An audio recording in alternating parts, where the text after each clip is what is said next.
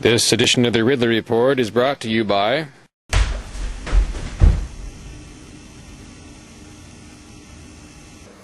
While I was flying this week, I had I guess an idea for what might be considered civil disobedience, or maybe it would be considered something else, I'm not sure.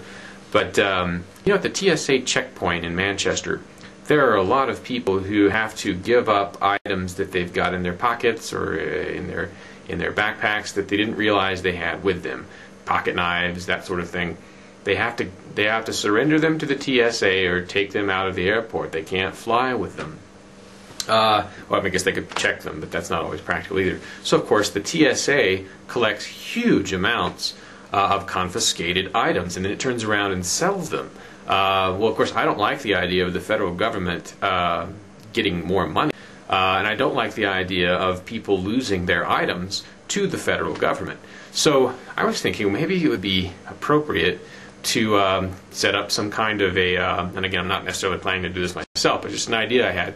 One could set up like a little kiosk or a service right next to the TSA checkpoint, where you had maybe a sign that says something like, sorry, I had to check my notes there. Like the sign could say banned item return service, and then it could have a URL, banned item return service, return.com or something like that.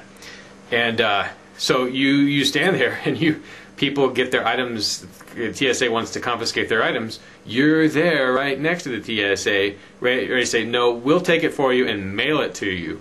So this would be, they wouldn't know what to do about something like this. Hopefully, I guess my guess is they probably would let it continue, especially if it wasn't really for profit.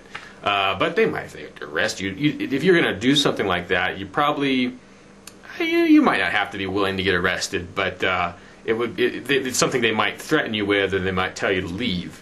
I know that Russell Canning recently was able to go to a TSA checkpoint, and he carried a little sign that said, report TSA abuses here. And the TSA was actually very nice to him. They didn't try to make him leave or anything. But anyway, if you're looking for something interesting to do, that might be one option. I'm not saying I won't do it myself. It's just an idea that popped into my mind, and I wanted to get it out there. Anyway, that's all I can think of. Banned item return service.com, or banned item return. No, wait. Banned item return service.com. It might go somewhere. You never know.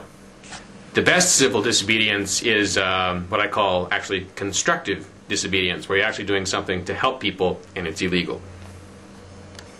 But is it illegal? Are you a liberty activist willing to be on the front line against socialism? FreeKeene.com would like you to consider moving here to Keene.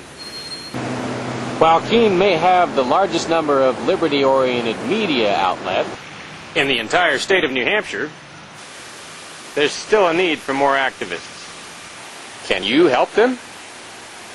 Visit FreeKeene.com to see what's happening. FreeKeene.com hooks you up with all the liberty media in town. Join the Keene Liberty activists and help free the beautiful city of Keene, New Hampshire from the clutches of the government. FreeKeene.com